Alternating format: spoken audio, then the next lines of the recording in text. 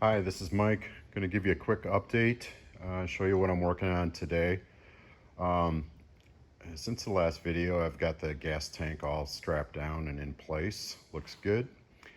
And today I'm going to be installing fuel and brake lines. I purchased these from Classic Tube. Took a while to get them.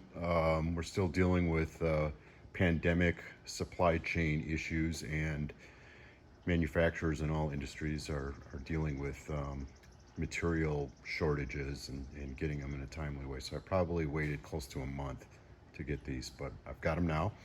So what I've done is laid them out next to the old ones, kind of get the orientation all right.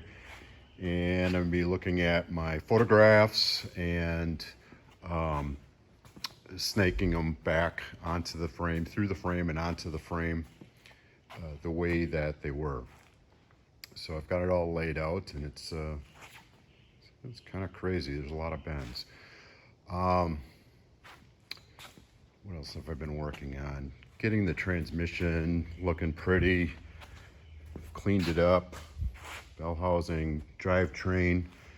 I've got the engine off or out for months now, but I'm about to start making this look a lot better as well. Again, there's no issues with the engine. Compression test was good all the way around. Thing ran good. It just really needs to be freshened up. So I bought this stand from Harbor Freight, and it's a piece of crap. And it was supposed to be rated to hold an engine this size, and it does not. So you see I've got this strap coming down from my ceiling.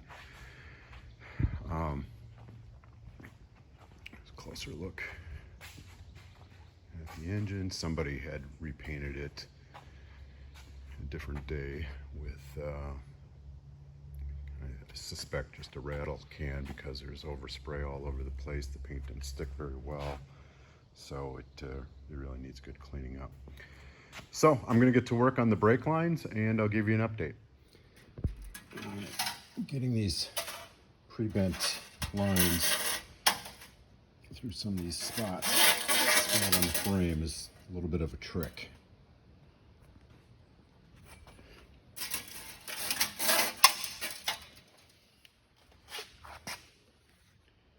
All right, there's 4 different size and style clips for the gas and brake lines on the car, and I really couldn't tell that from the old ones because a lot of them were in bad shape.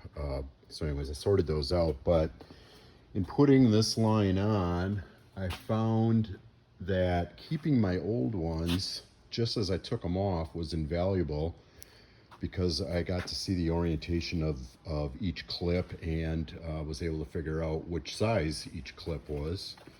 And so I was able to duplicate that with the new lines. So that worked out really well. Keep your old stuff to the very end. And we're back. Fuel and brake lines are in. Everything went pretty smooth.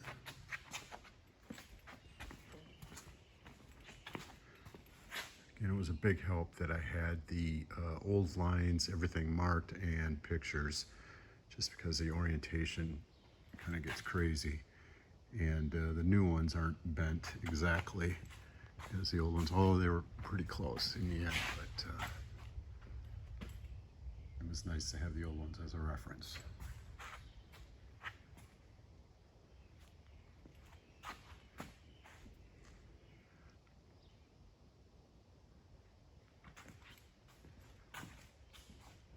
I still need to get the rubber connections at the end of the fuel lines and the rubber portion of the brake lines that go to the calipers.